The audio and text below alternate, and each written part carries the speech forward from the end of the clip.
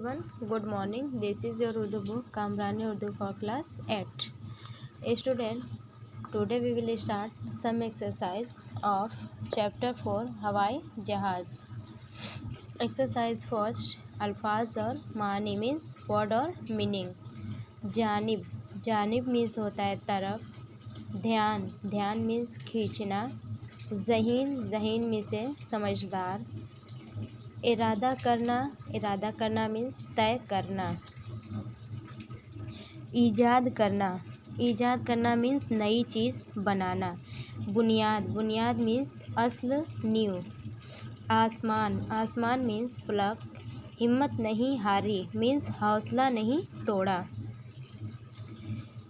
रंग बिरंगी मीन्स कई रंगों की.